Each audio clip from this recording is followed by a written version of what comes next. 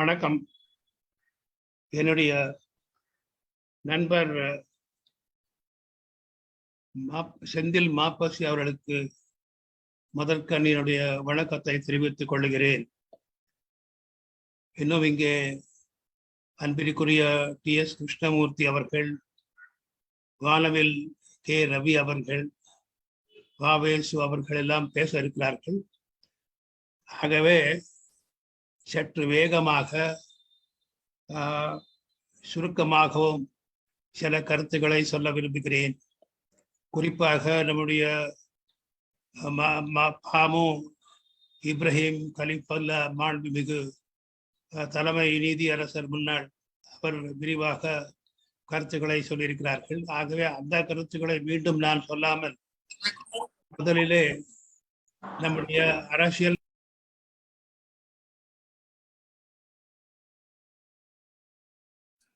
Mute ஆயிட்டீங்க, கொஞ்சம் unmute பண்ணிங்க.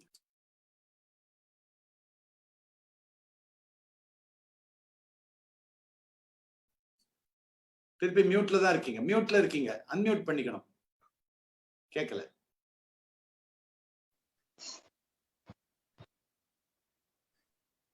இல்ல, இன்னும் அன்மியூட் ஆகல. இப்ப கேக்குதுங்க. இப்ப கேக்குதுங்க. நம்முடைய எதிரி வின்ஸ்டன் சர்ச்சில் தோற்கடிக்கப்பட்டு நம்முடைய நண்பர் கிளெமெண்ட் அட்லி பிரைம் மினிஸ்டர் ஆனார். உடனடியாக இந்தியாவிற்கு படிப்படியாக டிரான்ஸ்பர் ஆஃப் பவர் செய்ய வேண்டும் என்று முடிவெடுத்து எல்லா மாநிலங்களிலும் அப்பொழுது பிரசிடென்சி என்று இருந்தது. பாம்பே பிரசிடென்சி, மெட்ராஸ் பிரசிடென்சி, எல்லாவற்றிலையும் 46 பிப்ரவரிக்குள்ளேயே அங்கங்கு எம்எல்ஏ சட்டசபைகளை உருவாக்கி முதலமைச்சர்கள் உருவானார்கள். இங்கே Madras presidency T Prakasam, Bombay presidency அங்கே பிஜி கேர், யுனைடெட் ப்ராவின்சஸ் அங்கு கோவிந்த் வல்லம் பத், அதே மாதிரியாக வங்காளத்தில் முஸ்லிம் லீக் வந்தது. சுரவர்தி அங்கே முதலமைச்சரானார். இப்படி மகாத்மா காந்தி அவர்கள் வாக்கெடுப்பின் மூலமாக ஒரு சாசன சபையை உருவாக்க வேண்டும் என்று சொன்னதையும் கூட அதையும் கொஞ்சம் அவருக்கு கன்வின்ஸ் பண்ணி அது ரொம்ப தாமதமாகும். கிளெமெண்ட் அட்லி அவர் உடனடியாக இந்த பிரசிடென்சிகள் இருக்கக்கூடிய சட்டமன்ற உறுப்பினர்கள் சாசன சபைக்கு உறுப்பினரை தேர்ந்தெடுப்பார்கள், அது விரைவாக நாம் சாசன சபை உருவாக்க முடியும் என்று சொல்லி சராசரியாக ஒரு மில்லியன் பாப்புலேஷன் ஓட்டர்ஸுக்கு அப்பொழுது கிட்டத்தட்ட 296 மில்லியன் ஓட்டர்ஸ் இந்தியாவில் இருந்தார்கள். கிட்டத்தட்ட 400 மில்லியன் பாப்புலேஷன் இருந்தது. ஆகவே 296 மெம்பர்ஸ் உடனடியாக தேர்ந்தெடுக்கப்பட வேண்டும் என்று மெட்ராஸ் சென்னை ராஜதானியிலிருந்து 46 பேரு, பாம்பே ராஜதானியிலிருந்து 42 பேரு, இப்படி வங்காளத்திலிருந்து 60 பேரு, யுனைடெட் பெங்கால் அப்படியெல்லாம் செய்து இருந்தார்கள். இதுல என்ன வேதனை என்றால் இதை பத்தி யாரும் பேசுவதில்லை என்பது எனக்கு ரொம்ப வேதனையாக இருக்கு. இன்று நாம் டாக்டர் அம்பேத்கரை புகழுகின்றோம், அம்பேத்கரை பற்றி எங்க பார்த்தாலும் சிலைகள் வைக்கின்றோம், சம்பந்தம் இல்லாதவர்களெல்லாம் அம்பேத்கரை பற்றி சொல்கிறார்கள். ஆனால் நான் வேதனையுடன் சொல்லுகின்றேன், டாக்டர் அம்பேத்கர் அவர்களை பாம்பே பிரசிடென்சி அவர் மகாராஷ்டிராவில் இருந்த காரணத்தினாலே அவரை தேர்ந்தெடுத்திருக்க வேண்டும். தி அசம்பிளி செலக்ட்ஸ். அங்கு இங்கேருந்து ராஜகோபால என்னுடைய பழைய குருநாதர் ராஜாஜி எல்லாம் போனார்கள். ஆனால் மகாராஷ்டிராவிலிருந்து மெட்ராஸ் பாம்பே பிரசிடென்சிலிருந்து போகல. அவர் சாசன சபைக்கு வருவது தடுக்கப்பட்டது. இதை பத்தி யாரும் பேசுவதில்லை. கடைசியில பிஜி கேரும் அதை பத்தி கவனிக்கல. பண்டிட் நேரும் என்ன செய்தார் என்று தெரியவில்லை. கடைசியில நீங்க டாக்காவில இந்த யுனைடெட் பெங்கால் இருக்கக்கூடிய All India Scheduled Caste Federation Jogendranath Mandal அவர் தான் எலெக்ட் ஆவதற்கு இருந்தார்கள். தன்னை விலக்கி கொண்டு நம்முடைய ஜஸ்டிஸ் பாஷையில ரெக்யூசன் சொல்வாங்களை விலக்கி கொண்டு அந்த இடத்துல டாக்டர் அம்பேத்கர் அவர்கள் வந்தார்கள். எவ்வளவு வேதனையாக இருக்கிறது பாருங்கள். இப்பொழுது பேசுகிறார்கள். ஆகவே இவர்கள் எல்லாம் மீறி வந்தவர் தான் டாக்டர் அம்பேத்கர். பிறகு அவர்கள் உறுப்பினராக இருந்தார்கள். அவருடைய ஆற்றலை பார்த்து எல்லா கமிட்டிலையும் போட்டார்கள். ஆனால் டிராஃப்டிங் கமிட்டி என்று ஒன்று இருக்கிறது. அதை பற்றி யாரும் கவலைப்படவில்லை. ஜவஹர்லால் நேரு அவர்களும் சரோஜினி நாயுடு அவர்களும் சென்று மகாத்மா காந்தியை பார்க்கிறார்கள். ஆகஸ்ட் 15ஆம் தேதி சுதந்திரம் டிக்ளேர் ஆயிடுச்சு. ஜூலை மாசத்துல போய் பார்க்கிறார்கள். எப்படி நடந்து கொண்டிருக்கிறது சாசன இந்த வரைவு எல்லாம் என்று மகாத்மா காந்தி கேட்டதற்கு, அதுக்குதான் நாங்கள் வந்திருக்கின்றோம், உங்களுடைய அனுமதியை கேட்பதற்காக. இந்த ஸ்ரீலங்காவுடைய டிராப்ட் அந்த சாசனத்தை டிராப்ட் செய்து கொண்டிருக்கக்கூடிய சர் ஐவர் ஜெனிங்ஸ் அவரை கொண்டு வந்து நாம் நம்முடைய சாசன வரைவு செய்யலாமா என்று உங்களுடைய அனுமதி கேட்பதற்காக நான் வந்திருக்கிறோம். இது சரோஜினி நாயுடு எழுதிய அந்த நூலிலிருந்து நான் எழுதியிருக்கின்றேன். அது என்னுடைய நூலிலே எழுதியிருக்கின்றேன். நான் அம்பேத்கர் பற்றிய நூல் இதோ இங்கே. இது மேக்மிலன் வந்து பப்ளிஷ் பண்ண புக்கு. ஆகவே சொல்லுகின்றேன். பிறகு அப்ப மகாத்மா காந்தி சிரிக்கிறார்.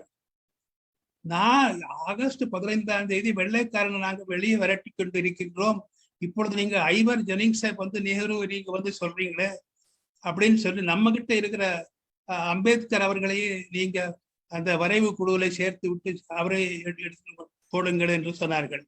அதற்கு அது மட்டுமல்ல, அவரை ஃபர்ஸ்ட் லா மினிஸ்டராகவும் ஆக்குங்கள் என்று சொன்ன உடனே பண்டிட் நேருவால தாங்க முடியல. நம்முடைய சுதந்திர போராட்டத்திற்கு முட்டுக்கட்டையாக இருந்தார் அவர்கள் என்று ஒரு கம்ப்ளைண்ட். இதையெல்லாம் சவான் என்று பாரதிய வித்யாபவன் அந்த பப்ளிகேஷன் நான் எடுத்து சொல்கின்றேன். சரோஜினி நாயுடு இதை எழுதியிருக்கிறார்கள். ஆகவே அவர் முதுகுல தட்டி யார் ஜவஹர்லால் பண்டிட் நேரு, சுதந்திரம் உங்களுக்கு எனக்கு மட்டுமல்ல, இங்க இருக்கக்கூடிய 40 கோடி மக்களுக்கும் சுதந்திரம். ஆகவே உடனடியாக அவரை செய்யுங்கள் என்று சொன்னதற்கு பிறகுதான் அவர் becomes the first law minister of India அவர் ஆகிறார்கள்.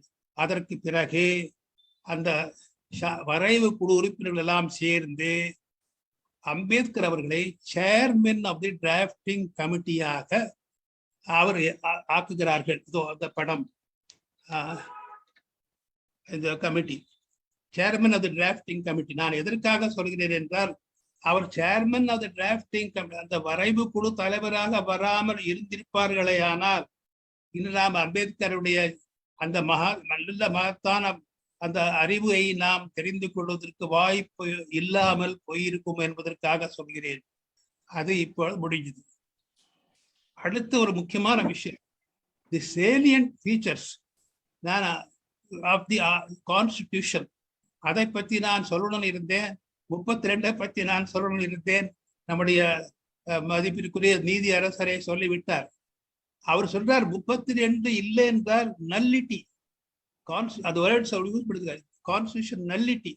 அது இல்லை என்றால் அவருக்கு he was very proud of that, the conception. அந்த ஒரு 32 விஷயத்தை அது சுருக்கமாக விளக்கமாக சொல்கிறேன். சர்ஷியோரரி ரிட் ஆஃப் பண்டேமஸ், எந்த ரிட் இருந்தாலும் 226 மூலமாக தான் ஹைகோர்ட்டுக்கு போகும், பிறகு அங்கிருந்து சுப்ரீம் கோர்ட்டுக்கு போகும். ஆனால் பார்ட் 3 அந்த தட் இஸ் ஃபண்டமெண்டல் ரைட்ஸ், அந்த பார்ட் 3ல உங்களுக்கு 16 இது இருக்குது, ஆர்டிகிள்ஸ் இருக்குது. அந்த பார்ட் 3ல இருக்கக்கூடிய ஷரத்துகள் அவைகளை யாராவது மீறினார்களே ஆனால் நீங்கள் உடனடியாக hot line to supreme court. So நான் இட் வாஸ் எ ஜுவல் இந்த கிரவுன் ஆஃப் அம்பேத்கர் நான் என்னுடைய நூலிலே எழுதியிருக்கிறேன்.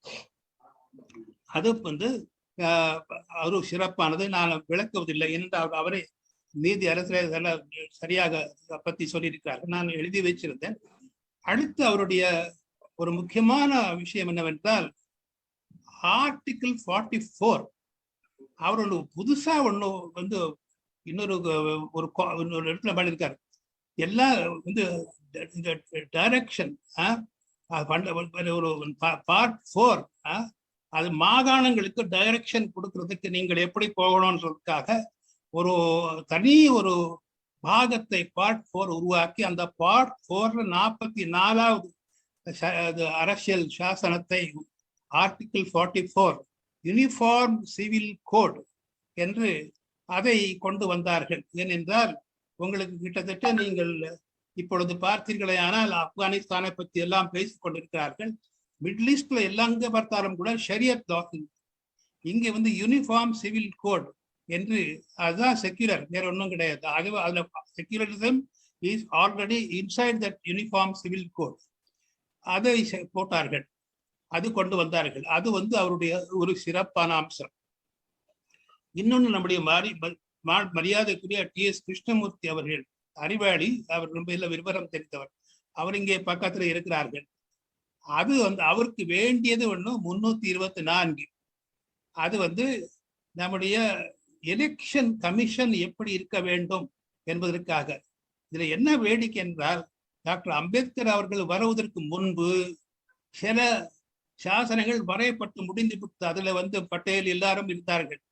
அதுல என்னவை போட்டிருந்தார்கள் என்றால், அம்பேத்கர் நுழைவதற்கு முன்பு ஒவ்வொரு மாநிலத்துக்கும் ஒரு சாசன சபை என்று போட்டிருந்தார்கள். அவரே சொல்றார், யாரு அம்பேத்கர், அதுல இருக்க டீட்டெயிலா நான் எழுதியிருக்க புக்ல, இந்த நூலில் எழுதியிருக்கின்றேன். அது வந்து சீஃப் மினிஸ்டருடைய பவர் வந்துவிடும். Independence of election commission, election கமிஷனுடைய சுதந்திரத்தை நாம் காப்பாற்ற வேண்டியது மிக அவசியம். ஏனென்றால் election is the main root. ஆகவே என்று சொல்லி என்ன செய்த, ஆல் இந்தியாவிற்கு ஒரு எலெக்ஷன் கமிஷன் 324. அது மட்டும் இல்ல, ஒவ்வொரு மாநிலத்தினுடைய election commission is under the control of the all India election commission. அது மட்டும் இல்ல, இன்னொன்னு இருக்கு. சீஃப் எலெக்ஷன் கமிஷன் அவர்கள் நியமிக்கப்பட்டதற்கு பிறகு அவர் கொஞ்சம் கடுமையாக மத்திய அரசாங்கத்திற்கு எதிராக கூட வேலை செய்யலாம். அப்படி இருந்தால் அவரை எடுத்து இன்னொருத்தரை போடலாம் என்று மத்திய அரசாங்கம் யோசனை செய்யலாம். ஆனால் ஒரு சீஃப் எலெக்ஷன் கமிஷனர் போட்டதற்கு பிறகு அவரை நீக்க வேண்டும் என்றால் ஒரு சென்ட்ரல் ஜுடிஷியல், சுப்ரீம் கோர்ட்டினுடைய, உச்ச நீதிமன்றத்தினுடைய ஒரு நீதி அரசரை நீக்குவதற்காக என்ன ப்ராசஸ் இருக்கிறதோ அதுதான் கையாள வேண்டும். அது வந்து பாராளுமன்றத்தில் மூலமாக தான் வரணும். ஆகவே the executive have no power to disturb the chief election commission once he is appointed. What a wonderful great man Ambedkar. அது வந்து ஒரு சிறப்பான அம்சமாக நான் கருதுகிறேன். அடுத்து சுருக்கமாக அவருடைய 356 அது வந்து எழுதும்போது ஒன்று சொன்னார், I hope it will remain as a dead letter.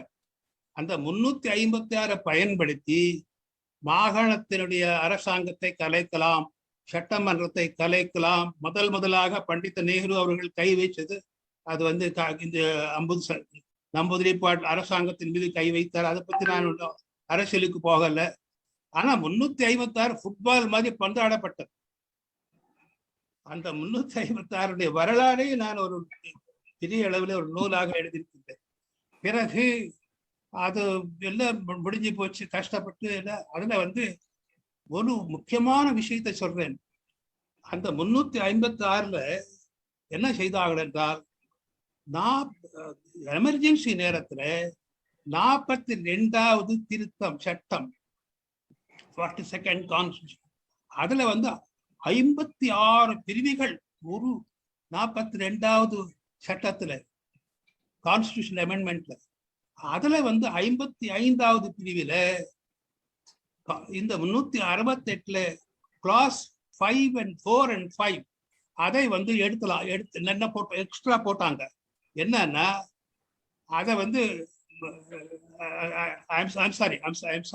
356 இல்ல, 368. அதுக்கு நான் வருகின்றேன். 356க்கு அது இல்லை, அது 368. நான் சொல்ல வந்தது, இதை பந்தாடினார் என்றால் கடைசியில நிறைய பேரை போய் கம்ப்ளைண்ட் பண்ணதுக்கு பிறகு மதிப்பிற்குரிய இந்திரா காந்தி அம்மையார் அப்பொழுது இதற்காக சர்க்காரியா கமிஷனை நியமித்து அந்த சர்க்காரியா கமிஷன் ஒரு பெரிய ரிப்போர்ட் கொடுத்து கடைசியில வந்து 1999 ஆண்டு எஸ்ஆர் பொம்மை வர்சஸ் இந்தியான்ற அந்த கேஸ்ல வந்து இனிமேலே 356 வந்து கொண்டு வந்தால் அது வந்து பாராளுமன்றத்தில் நிறைவேற்றப்பட்டு ஆகணும். அது மட்டுமில்ல, அதற்கு முன்பு 356 was out of judicial scrutiny. ஆகவே 356 கொண்டு வந்தால் ஜுடிஷியல் ஸ்க்ரூட்டனிக்கு அது should be subjected to judicial scrutiny என்று கொண்டு வந்தார்கள் 99. அது 356 முடிஞ்சது. இப்ப இதெல்லாம் நான் ஏன் சொல்கிறேன் என்றால், இப்படி பல விஷயங்களை செய்து முடித்தார் அம்பேத்கர். இப்போ நாம டாக்டர் அம்பேத்கரனுடைய சாசனத்தை பத்தி பேசுகிறோமா? Are we going to celebrate the constitution that was framed on 26th November 1949? இல்ல. இப்ப கான்ஸ்டிடியூஷனை தலைகீழாக மாற்றப்பட்டது. 5 நிமிடங்களுக்குள்ளே மணித்துளிகளுக்குள்ளே முடித்து விடுகிறேன். எமர்ஜென்சி காலத்தில் 38, 39, 40, 42 4 சாசன திருத்தங்கள் கொண்டு வரப்பட்டன. நான் 38, 30 பயங்கர நான் அது நூலை எழுதியிருக்கின்றேன். இந்த நூல் வந்து இதுல வந்து எப்படி இந்த கம்ப்ளீட்டா நம்முடைய சாசனம் வந்து தலைகீழாக மாற்றப்பட்டது என்று எழுதியிருக்கின்றேன். இந்த சாசனம் எல்லாம் திருத்தங்கள் எல்லாம் கான்ஸ்டிடியூஷனல் அமெண்ட்மெண்ட்ஸ் எல்லாம் 76 50 எமர்ஜென்சி ஜூன் 25 பிறகு 76 தான் இதெல்லாம் கொண்டு வரப்பட்டது. இதுல மிக முக்கியமானது, நல்ல தயவு செய்து இந்த இதுல கருத்தரங்கத்திலே இருக்கக்கூடிய அத்தனை பேரும் கவனமாக கேட்க வேண்டும் என்று கேட்டுக்கொள்கிறேன். 42 தான் பயங்கரமானது. எல்லா நீதிபதிகளுக்கும் ஒரு பேர் தெரியும், துர்கா தாஸ் பாசு. அவர் கொஞ்சம் லெப்டிஸ்ட் மைண்டட் இருந்தாலும், எனக்கு லெப்டிஸ்ட் மைண்டுக்கு எனக்கு கனெக்ஷன் கிடையாது. I am oppose to leftist minded. அது இருந்தாலும் அது வேற விஷயம். எதுக்கு நான் சொல்றேன்னா, துர்கா தாஸ் அப்படி இருந்தாலும் கூட அவர் தன்னுடைய introduction to the constitution of India 2 book எழுதியிருக்கார். The shorter constitution, introduction. இன்ட்ரோடக்ஷன்ல துர்கா தாஸ் பாஸ் 42 பத்தி எழுதுறார். என்ன தெரியுமா? Utilising the tremendous majority in the parliament, 42nd amendment is not an amendment. It is practically revision of the constitution. ಒಂದು கான்ஸ்டிடியூஷனே தலைகீழாக போட்டது. என்ன 56 இடங்களிலே அந்த இதுல அதுல தான் நான் சொன்னேன் உங்களுக்கு கொண்டு வந்தது. அந்த இதுல என்னத்துக்கு இதற்காக சொல்லுகிறேன் என்றால், இந்த கான்ஸ்டிடியூஷன் தலைகீழாக மாற்றப்பட்டது. அந்த கான்ஸ்டிடியூஷன் தான் நாம இப்பொழுது ஓரளவுக்கு அது ரிப்பேர் செய்யப்பட்டது 44வது திருத்த சட்டத்தின் மூலமாக. அது வேற விஷயம். எதற்காக சொல்கிறேன் என்றால், ஒரு சின்ன விஷயம். ஜவஹர்லால் நேரும் அம்பேத்கரும் பிரியாம்பிள்ல சோசியலிஸ்ட் செக்யூலர் போட வேண்டியது. அவர் கான்ஸ்டிடியூஷன் ஆல்ரெடி செக்யூலர். இதுக்கு திருப்பி செக்யூலர் போடுறீங்க யாரை இது பண்றதுக்காக? ஷரியத் லா, செக்யூலர் லா இருந்தாலும் கூட அதே மாதிரி சோசியலிசம் இப்ப போடாதீங்கன்னு சொன்னார் யாரு? அம்பேத்கர். நாளைக்கு என்ன ஆகும்னு தெரியாதுன்னு சொல்லி கடைசியில் என்ன ஆச்சு? இப்ப சோசியலிசம் இல்ல. we are not under socialist. 1991 Narasimha Rao he brought the market economy. அப்போ அவருக்கு நிதியமைச்சர் வந்து மன்மோகன் சிங். அதுலதான் கொஞ்சம் வர அளவுக்கு நம்ம இம்ப்ரூவ் ஆனோம். இப்ப we are not following the socialistic pattern of society. We are following market economy of 1991, not BJP. 1991 Narasimha Rao. Narasimha Rao அது கொண்ட வந்த உடனே அதே அம்பேத்கர் சொன்னார், இன்று நாம் சோசியலிசத்தை பற்றி பேசுறோம், பிறகு அந்த பிற்காலத்துல என்ன ஆகும்னு சொல்ல முடியாது. ஆகவே how for cited Ambedkar was, அது போட்டு முடிஞ்சது. அதுல வச்சு கை வச்சாங்க. செக்யூலர் சோசியல் இதெல்லாம் போட்டு அது போட்டு மாத்திட்டாங்க. அது இல்லாம பிறகு ஏற்கனவே 71 இது வந்து நான் எமர்ஜென்சி பீரியட் இல்ல, 71 இந்திரா காந்தி அம்மையாருடைய சூப்பர் பவர் இருக்கும் போது கோலக்நாத் கேஸ் வந்தது. அதுல 24வது அமெண்ட்மெண்ட், அந்த 24வது அமெண்ட்மெண்ட்ல கோலக்நாத் கேஸ்ல அந்த அம்மா என்ன போடப்பட்டிருக்குது என்றால், அதுவரையிலே Ambedkar great man. The procedure to change the amend the constitution எவ்வளவு டிகிரிஃபைடா 368. ஆனா இந்த அம்மையார் என்ன பண்ண, தி பவர் ஆஃப் பார்லிமெண்ட் இது change the constitution, the alter the constitution, இப்படி பவர் ஆஃப் பார்லிமெண்ட். அப்ப அது எதுக்கு சொல்றேன்னா, அந்த மாதிரி அது வந்து கோலக்நாத் கேஸ். கோலக்நாத் கேஸ் முடிஞ்ச உடனே உங்களுக்கு இந்த கேசவானந்த பாரதி கேஸ் வந்தது. அதுல என்ன பண்ணாங்க, இது சுப்ரமசி ஆஃப் ஜுடிஷியரி, அப்புறம் வந்து இது கான்ஸ்டியூஷனுடைய அடிமட்டத்தை நீங்க தொடக்கூடாது அப்படின்னு சொல்லி அது கான்ஸ்டியூஷனுக்கு வந்து ஓரளவுக்கு பாதுகாப்பு கொடுக்கப்பட்டது. அதற்கு பிறகு என்ன நடந்தது என்றால், இங்க முக்கியமான விஷயம், அந்த கோரக்நாத் கேஸும் இது முடிஞ்சதுக்கு பிறகு, அது 71ஆம் ஆண்டு இது முடிஞ்சது. பிறகு அந்த படிப்படியாக நீங்க வரும்போது ஆச்சரியமாக வேதனையாக இருக்கும், 74 கை வச்சாங்க. 74 என்னன்னா, it is between the president and the என்ன cabinet presided by the prime minister who guides, who aids and guides ன்னு போட்டிருக்கு. அவ்வளவுதான் போட்டிருக்கு. இவங்க மாத்திட்டாங்க. And then the president shall sign it. அவர் பிரசிடென்ட்டுக்கு அவமானப்படுத்துது. அது ஒரு கொஞ்சம் ambiguous-ஆ தான் இருந்தது. அது வந்து அந்த அளவுக்கு மாற்றப்பட்டது. உங்களுக்கு எப்படி எல்லாம் மாற்றப்பட்டது என்று சொல்வதற்காக கடைசியில வந்து என்ன ஆச்சுன்னா, இந்த 42nd அமெண்ட்மெண்ட்ல 368 மேலே, அதுதான் அப்ப நான் சொன்ன வந்து கை வச்சாங்க. அந்த 368ல வந்து நான் சொன்னேன் 24வது அமெண்ட்மெண்ட்ல தி பவர் ஆஃப் பார்லிமெண்ட் 368ல 2 சேர்த்தாங்க. ஃப்ரம் 42 செகண்ட் அமெண்ட்மெண்ட் 55 கிளாஸ்ல இருந்து 2 368ல. அந்த 2ல என்ன பண்ணாங்கன்னா, ஒரு சேர்த்துட்டு 4-5 கிளாஸ் அதை எடுத்து 368 மாத்தினது அவுட் ஆஃப் ஜுடிஷியல் ஸ்கூட்டினி கொண்டு வச்சாங்க. எப்படி ஜுடிஷியல் ஸ்கூட்டினி நம்ம ஜட்ஜு எவ்வளவு ஃபீல் பண்ணியிருப்பாருன்னு எனக்கு தெரியும். எதுக்காக சொல்கிறேன் என்றால், ஜுடிஷியல் ஸ்கூட்டினி அதற்கு பிறகு கடைசியாக மினர்வா மினரல்ஸ் கேஸ் ஒன்று வந்தது 1980ஆம் ஆண்டு. அந்த கேஸ் வந்ததுக்கு பிறகு versus the government of India என்று வந்ததுக்கு பிறகு SY சந்திரசூட் அப்பொழுது அந்த நீதியரசர் என்ன செய்தார் என்றால், இதை வந்து நல்ல கவனிக்கணும், இது ஜுடிஷியல் ஸ்க்ரூட்டினிலிருந்து 5-6 போட்டு எடுத்தது. It affects the basic structure of the constitution. So the basic structure of the constitution, அதான் அம்பேத்கருடைய பேசிக் ஸ்ட்ரக்சர் என்று கொண்டு வந்தார்கள். நான் இதற்காக சொல்கிறேன் என்றால், இப்படி நான் இன்னும் கொஞ்சம் காட்டமா பேசியிருப்பேன். ஏனென்றால் I don't want to hurt anybody's feelings. நான் இன்னும் நிறைய மனசுக்குள்ளே வச்சிருக்கிறேன்.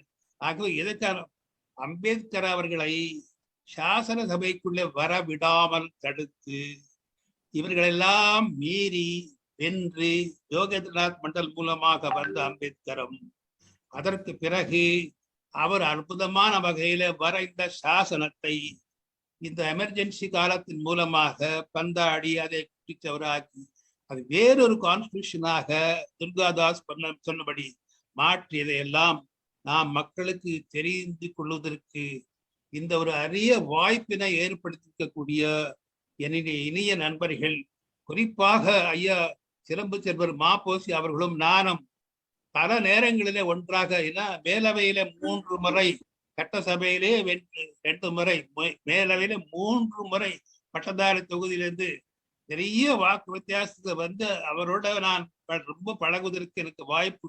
அவர் மேலவை தலைவராகவும் நான் மேலவை அமைச்சராகவும் உறுப்பினராகவும் அவரோட பழகக்கூடிய வாய்ப்பு.